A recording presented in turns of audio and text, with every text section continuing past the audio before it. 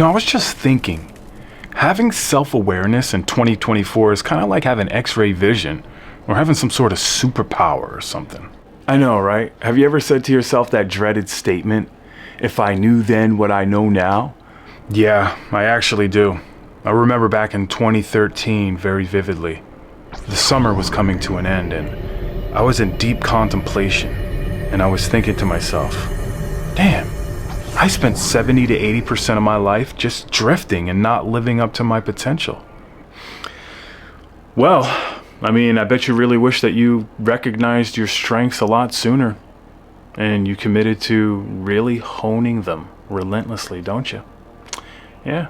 I also bet that you wish you would have improved your communication skills and enhanced your financial literacy and improved on all the fundamentals that really matter in life, don't you? Yeah, definitely. I totally agree, man. But the wake-up call here is that it's never too late to start. But it's also a reminder that you got to seize the moments before they slip away. But you also got to remember that the moment that you truly find yourself is the moment you realize how long you've been actually hiding from yourself. Okay. Well, let me ask you this. Do you have enough drive to self-improve? And if so, are you driving while you're in neutral? Or even worse than that, are you driving while your foot is on the brake? Are you pressing on the gas at the same time, buddy? I got it. That's why self-awareness makes for a smoother ride in life. In our fast-paced world, cultivating self-awareness has become more crucial than ever. It's the foundation of personal growth, and it allows you to understand your emotions, behaviors, and the impact that they have on your life and those around you. There is two things that are as infinite as the universe itself, and that is knowledge and awareness. But what about self-awareness? Like improving your communication, improving your relationships, and heightening your emotional intelligence.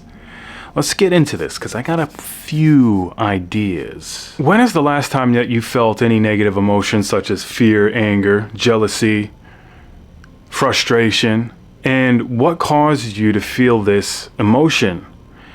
And then ask yourself this wonderful question. What is this emotion really trying to tell me? Underneath all of the surface level feelings, there's something that it's trying to tell you.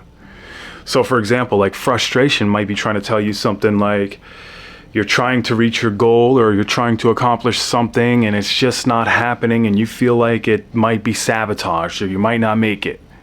That's the main reason why we get frustrated. So one of the things that's best for us to do when we're in that situation is to label that feeling, get a hold of it, and ask ourselves, what's the solution from there?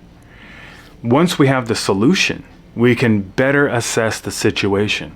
So this is why journaling is such an amazing practice.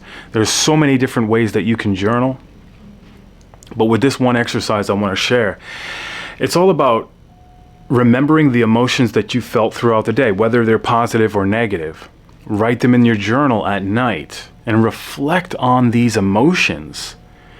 And then from there, you can improve the emotions or ask yourself if they were good emotions, what caused me to have these good emotions? Through regular self-reflection and mindfulness practices, you can develop a deeper self-understanding. This journey of self-discovery not only enhances your emotional intelligence, but also paves the way for greater inner peace and self-improvement. Negative emotion is really a blessing in disguise because it's telling you something.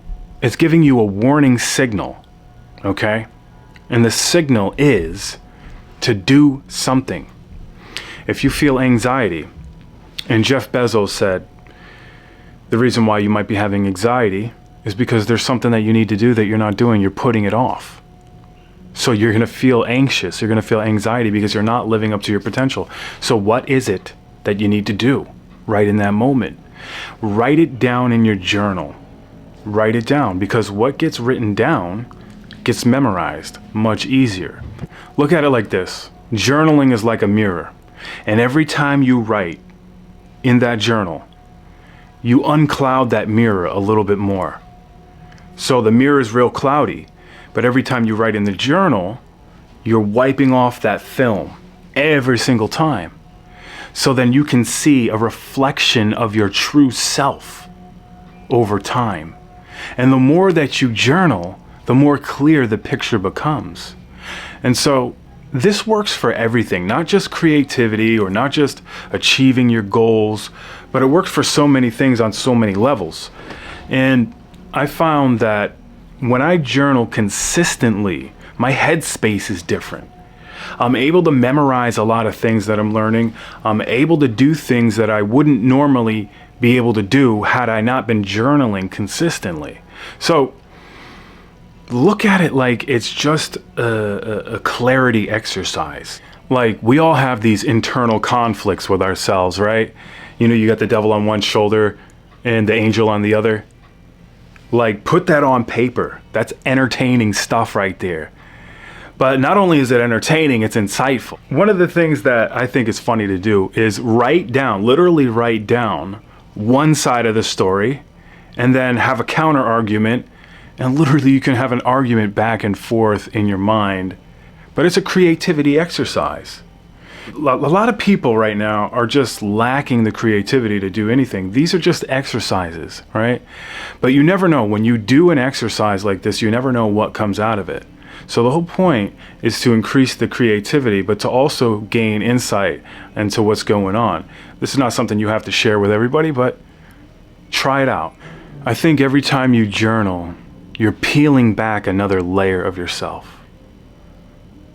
And every word that you put in, every sentence that you put in that journal is another step on that journey within. And that's what's going to truly enlighten your path in life. So try this. You don't even have to grab a journal. Grab a receipt paper, an envelope, something. Think of the one word that describes the way you were feeling today and write that word down on any piece of paper. And think about that word, the word that describes the way you felt all day today. What were you thinking about? And then you can branch off from there, other things. So not only does it enhance your IQ, increase creativity, and heighten your emotional intelligence, but think of journaling like decluttering a room that's cluttered everywhere. Thoughts just sporadic all over the place. Every time you organize your thoughts within these pages, you're decluttering everything that's in your mind, gaining more insight, and organizing your thoughts, your emotions, and gaining more peace and having more direction. And then you can really navigate your internal world from this standpoint by looking at what you put on the piece of paper. And I really think that without this, a lot of people get lost in the chaos of their own mind. So it's really, really important to take the time to express your thoughts. Embracing self-awareness is a lifelong journey. By fostering conscious awareness and continually engaging in self-exploration, you can unlock the true potential within yourself, which leads to a more fulfilling and intentional life. So that's going to wrap it up for today, but I want to get into something really important next week, which is mindfulness meditation. And we're going to talk about that on the next one. Peace.